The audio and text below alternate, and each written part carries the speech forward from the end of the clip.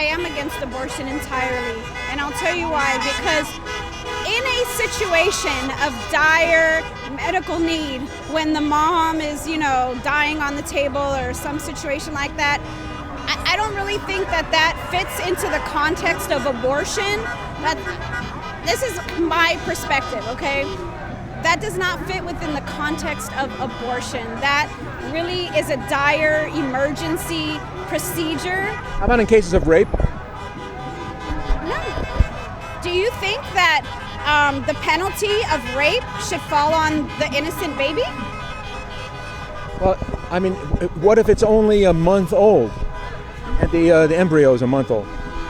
Is that not still a baby? It's not an embryo, it's a baby. It is a life. If I was pregnant and wanted to keep my baby, I'd be talking about it like a baby. We'd be celebrating it. It's a life. But how come it's all of a sudden not a life when you don't want it? You can't have it both ways. So many Democrats are concerned that if Republicans get into office, that abortion is going to become unavailable to them. But during the Trump years and during the George Bush era, that didn't change. What are the prospects of Republicans making abortion not legal on a federal basis and making it a state basis? Well, I know that's the position Donald Trump was taking, was that he was going to kind of like put it in the hands of the state. But I do think that, I have to be honest. What is on the table is reversing Roe versus Wade.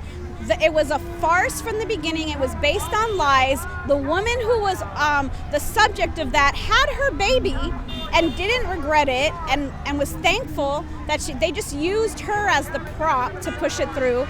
It was pushed through, let me tell you, by the testimony of one psychologist. And because that one psychologist equated it to a woman's mental health, it became healthcare. It became a necessity.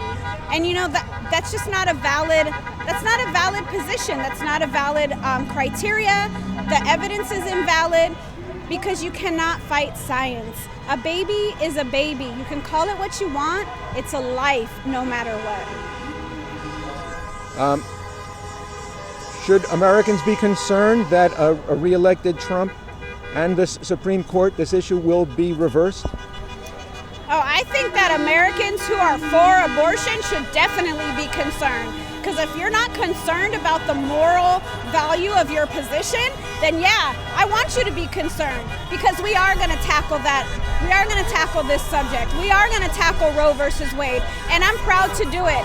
Because guess what? Abortion hurts women. They don't tell you the truth about abortion. They don't tell you about how many women are on that table being injured, bleeding, their inside parts being damaged because the abortionist is careless or makes mistakes within the process. They never tell you about the psychological heartache of abortion. And then on top of that, they don't give you a space. So when you have that heartbreak and you're feeling these things, you don't even know what to do with it. You have to just shove it down. And because the society says, or the culture says, there's no consequence to abortion. And that is a lie. It comes from deception from the beginning. It is a deception that a mother would want to kill her baby. And they give you a lot of pretty language to make it not seem like that. But the truth is, I was deceived. I was very young and I fell for it. I didn't have another voice to say, to give me another position about abortion. I know when I grew up and in the circle that I grew up in, it was very common, and there was just no other voice to say, no, don't do it, and this is why. And so years later, when I was suffering, psychological consequences from it, I had to really look back and realize I was deceived. I was led into doing the most depraved acts. The Bible says that mothers will murder their own children in the last days. And that's exactly what you're doing. I know you don't like to hear harsh language, but when you are ripping a baby's limb by limb, crushing the skull, sucking out the brains, what is that? What else is that? What do you suggest in the case of an unwanted pregnancy then? unwanted pregnancy? What's the alternative? Well, see, I really would like to see a lot more. We have them, it is here, but it's not as prevalent. And there are crisis pregnancy centers that could help. You know, when you talk about the situation of rape, of course it is extremely painful for a woman to have suffered that level of violence against her person. But aborting the baby doesn't take away any of that suffering. Aborting the baby doesn't take away any of that pain. It doesn't lessen it, it doesn't diminish it. And so how can that be a remedy to it? The correct psychological support, the correct faith-based support, just the correct love and support when women can stand beside women and love them through that crisis pregnancy, whatever the situation is how women can get through the crisis pregnancy and not have to go the abortion route. And we don't neglect the psychological needs that the woman has. And what would happen to the baby when it's born? I'm sorry, what? What would you propose be done with the child when it's born? Oh, believe me, they don't tell you this either, but there are plenty who are willing to adopt. Plenty. Now, no, we don't want all of these children to go into the foster care system. Of course not. But you know what? I have to be honest. What's worse? Not existing at all, death, or living in the foster care system? Which I understand can be, can have its own challenges and traumas in itself, but that still is, you're alive. You have a place in this earth. You have a purpose in this earth. You have the ability to overcome whatever trauma you suffered, but when you are dead, that's the end of it. You don't have any ability to overcome that trauma. So what do you think of the Democrats pushing this as a point, even for Christians, that they're continuing to promote it? Yeah, they're appealing to the secular emotional morality. That's really what they base everything on, and on the guise of compassion for women's bodies, women's choice. Don't take away my choice. If you take away my choice, you're oppressing me.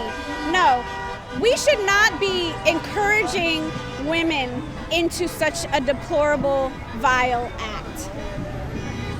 It's not compassionate. Compassion is saying, you know what? We're going to walk alongside you and we're going to help you through this. And yes, those resources and those people are there. Don't let them tell you any different. The resources and the people are there to walk alongside you in that very difficult crisis pregnancy and without having to do such a vile act. What about the fate of teen mothers? Like 16, 15, 16, 17-year-old who have to quit school. Does that also factor into your equation? Well, you're looking at a teen mother right here who graduated with honors from high school, who graduated with honors from college, who graduated with honors from Bible college, who's had a successful career in social work for the last 25 plus years. I own my own home. So yeah, like I said, the ability to overcome trauma is incredible. And the ability to be able to do that is a blessing. That when you do abortion, when you have an abortion, you rob not only yourself as a woman, the fathers are equally affected by this, and you rob the baby of having the ability to overcome a trauma and thrive in this world and have a purpose. So yes, teen parents is not an excuse. Not only that, there are schools that cater or accommodate those type of needs. Not everybody goes to a regular 9 to 8 to 3 school. I went to what do you call it? Like a homeschooling program, and I made it through high school on time. Yes, and was valedictorian of my class. Did your parents or grandparents help you raise the child? Absolutely they did. They absolutely did.